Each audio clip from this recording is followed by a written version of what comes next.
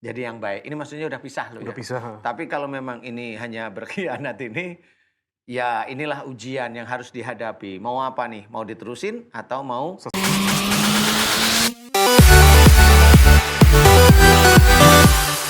Assalamualaikum warahmatullahi wabarakatuh. Waalaikumsalam warahmatullahi Pemirsa setia Siramar Kolbu, bagaimana kabarnya? Insya Allah mudah-mudahan semuanya dalam keadaan sehat walafiat, senantiasa dalam lindungan Allah Subhanahu Wa Taala dan Amin. dimudahkan Amin, segala ya urusannya Rabbal baik di maupun di akhirat ya. Amin Senang ya Rabbal. sekali saya Bobi Maulana beserta guru saya Pak Ustadz Danu bisa menemani pemirsa semua di Malai kalau bukan di Siraman Kolbu, sejukan hati. Pemirsa, kalau kita bersandar kepada manusia tanpa mengingat bahwa Allah yang maha segala-galanya Pak Ustadz, itu pasti kecewa ya Pak Ustadz ya. Pasti Ya kecewa. rata-rata begitu Rata-rata. ya. Tidak hanya teman, kemudian bahkan pasangan sendiri pun bisa mengecewakan. Tema kita pagi hari ini adalah pasanganku berkhianat. Mungkin terlalu mencintai, tidak menyadari bahwa ini ada titipan, mungkin seperti itu. Ketika ada sesuatu hal, akhirnya bisa berkhianat juga, namanya juga orang Pak Ustadz. Nah ini bagaimana Pak Ustadz ketika pasangan berkhianat, harusnya kan sekarang ada istilah pelakor, perebut laki orang. Berarti kan suaminya berkhianat kepada istri, direbut sama perempuan lain. Ada pebinor, Apa itu? perebut bini orang. Ini kalau terkhianati seperti ini harusnya sebagai seorang muslim gimana? Apa langsung, kan sekarang banyak yang main fisik Pak Ustadz ya. Ada yang langsung lapor ke polisi atau sebenarnya seperti apa menurut Pak Ustadz? Silakan tausiahnya pasanganku berkhianat. Terima kasih Mas Bobi. Sama-sama Pak Ustadz. Bismillahirrahmanirrahim. Assalamualaikum warahmatullahi wabarakatuh. Waalaikumsalam warahmatullahi Amin ya rabbal alamin. Amin. Alhamdulillah, mudah-mudahan di pagi hari ini kita senantiasa diberi kesehatan dan hidayah oleh Allah Ta'ala. Amin. Tema kita bagus, tapi tidak menyenangkan. Pasanganku berkhianat. Ini sebenarnya kita diajak berpikir dengan tema bagus ini ya. Temanya yang bagus ya, tapi ini jangan sampai mengenai kita. Cuma bagaimana sih kok ini bisa pasanganku berkhianat? Ini banyak ragam yang bisa menjadikan seperti ini. Nah, biasanya nih orang itu tidak paham bahwa apa yang dilakukan setiap hari itu akan menjadikan perjalanan kehidupannya ke depan. Sebenarnya seperti itu. Jadi kalau istilahnya kita mau memahami bahwa bagaimana Allah itu salah satunya memberikan kebinasaan atau kematian pada seseorang umpamanya. Wala tulqu biaidikum ila tahluka, dan janganlah kamu menjerumuskan dirimu dengan perbuatanmu ke dalam kebinasaan. Jadi sebenarnya orang itu kalau melihat satu ayat ini itu harusnya paham bahwa loh, sebenarnya orang itu yang akan membawa dirinya ke dalam kematiannya dia sendiri. Orang itu yang menyusun. Orang itu yang menyusun Kematiannya. Padahal ada aturan-aturan yang ada dalam Quran, ada aturan dalam sunnah, itu dia terabas saja gitu. Nah ini dia akan menjadikan kematiannya dia yang menyusun sendiri. Nah sama seperti tema kita pasanganku berkhianat. Ini sebenarnya seseorang sejak dari mulai akil balik dia sudah mulai menyusun. Bahwa nanti pasangannya akan berkhianat gitu. Bahwa nanti bagaimana dengan pasangan dia kan gitu ya. Gitu.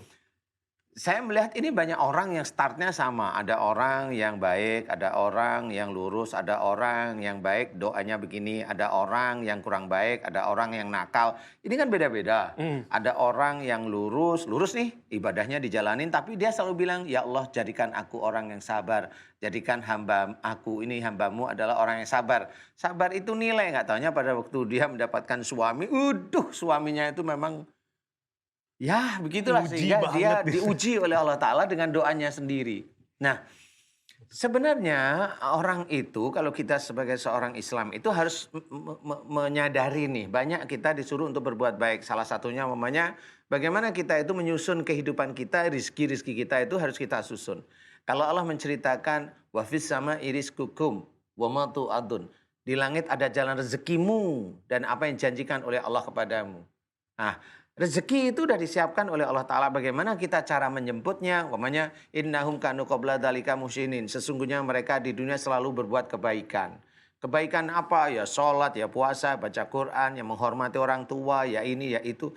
Bersosialisasi yang baik, kemudian belajar yang baik, ilmu agama diterapkan. Nah, itu kan sesuatu yang baik. Itu cara untuk menjemput rizki yang baik dari Allah Ta'ala. Sehingga suatu ketika kalau si anak ini dia itu sukanya membantah orang tua, membantah nih, ngajak berantem sama orang tuanya berantem nih. Nah besok dia punya jodoh, pasti jodohnya itu ngajak berantem sama dia terus. Kalau dikasih tahu orang tua kabur, nah dia besok dapat jodoh itu ya bisa aja mohon maaf ini ya selingkuh, macam-macam. Nah ini dia nggak tahu bahwa dia mendapatkan pasangan seperti itu sebenarnya diawali dari itu. Atau orang itu tidak paham bahwa dulu dia minta sabar, bagaimana dia akan memilih. Kalau dia memilih seseorang karena memang ketidaktahuannya itu diuji. Tetapi kalau memang dia benar-benar harus tahu bahwa oh iya dulu saya memang sering ngebantah orang tua saya, sudah sekarang harus kembali ke jalan Allah Ta'ala. Ayo lurus, mudah-mudahan nanti pasangan berikutnya ini jadi yang baik. Ini maksudnya udah pisah loh Udah ya. pisah. Tapi kalau memang ini hanya berkhianat ini, ya inilah ujian yang harus dihadapi. Mau apa nih? Mau diterusin atau mau Selesai. dihentikan? Walau alam, saya tidak tahu yang seperti itu. Karena apa? Karena apa Mas? Karena waktunya mepet. Jadi saya nggak bisa apa-apa. Mudah-mudahan ini bisa menjadi ganjalan pikiran. Mohon maaf Amin. nih Bapak Ibu. Bisa menjadi ganjalan pikiran tapi insya Allah saya nanti mudah-mudahan bisa diteruskan sama Ustadz Abe. Wallahu a'lam. Allahualam. Masya Allah. Terima kasih Pak Ustadz. Walaupun singkat, tapi padat ya. Mudah-mudahan jadi pemahaman untuk kita semua. Selanjutnya akan memberikan tausiah. Pasanganku berkhianat, kita persilakan Ustadz Abe Gifran. Silakan Pak Ustadz. Ya Rabbi bil Mustafa balik maqasidana waghfir lana ma madha ya wasi'al karami. Bismillahirrahmanirrahim. Assalamualaikum warahmatullahi wabarakatuh. Waalaikumsalam warahmatullahi wabarakatuh. Alhamdulillah wassalatu wassalamu ala rasulillah Sayyidina wa maulana Muhammad ibn Abdillah. La hawla wa la quwata illa billah amma ba'du. Yang sama kita hormati guru kita sama-sama Al-Ustadz Danu, mudah-mudahan dimuliakan oleh Allah. Amin. Yang sama kita hormati Mas Bobi, mudah-mudahan dimuliakan oleh Allah. Amin. Segenap para pemirsa dimanapun berada, mudah-mudahan pagi ini Allah Subhanahu wa Ta'ala jadikan kita orang-orang yang baik, sehingga dari kebaikan ini bisa memberikan teladan bagi orang lain. Pagi ini tema yang akan kita angkat adalah pasanganku berkhianat. Rumah tangga adalah satu kesatuan yang dimana suami istri ini harus saling bisa melengkapi. Kalau suaminya baik, maka istrinya baik. Kalau suaminya buruk, maka si istrinya buruk. Oleh karenanya, adanya rumah tangga ini bukan perkara sesuatu yang mudah dalam menjalankannya. Seperti orang yang sedang berlayar, maka ujiannya ada di depan, di samping kanan, samping kiri, bahkan di belakang. Akan terus berhubungan dengan ujian. Oleh karenanya, kenapa ada keretakan dalam rumah tangga? Kenapa sampai ada yang berkhianat dalam rumah tangga? Pertama, ada sebab karena rumah tangga ini tidak didasari dengan agama. Ada niat yang salah dalam rumah tangga. Ada keimanan yang kurang dalam rumah tangga. Sehingganya bukan takwa yang dikedepankan dalam rumah tangga. Bukan keimanan yang dikedepankan dalam rumah tangga. Yang pada akhirnya adalah apa? Membuat sesuatu yang tidak diharapkan terjadi dalam rumah tangga. Kenapa demikian? Karena sosok perempuan adalah sosok sesuatu yang sangat membahagiakan dalam rumah tangga. Sebagaimana kata Rasulullah, ad-dunya mataun wa khairu mataiha imra'atus solihah. Dunia ini adalah perhiasan dan sebaik-baik dari perhiasan adalah istri solihah. Nah, artinya bahwa kebahagiaan daripada rumah tangga memiliki istri solihah. Kenapa istri tidak solihah? Karena agamanya kurang. Sehingganya dia tidak tahu bagaimana cara dia bertaat kepada suaminya. Sebagaimana kata Rasulullah, iza amarta fato'atha. Kalau istri soleh itu apabila diperintah oleh suaminya, maka dia taat. Taat dalam arti ibadah, taat dalam arti kebaikan, taat dalam arti sebagaimana melakukan kewajiban-kewajiban untuk rumah tangganya. Yang kedua, idzan nadorta syarrotka, istri soleh itu selalu dibingkai dengan akhlak yang bagus. Ada nggak istri yang ngelawan sama suami? Ada nggak Mas Bobi? Ada. Mana orangnya? Mana tadi ya? Kadang ada. Karena kesibukan akhirnya suami istri tidak komunikasi.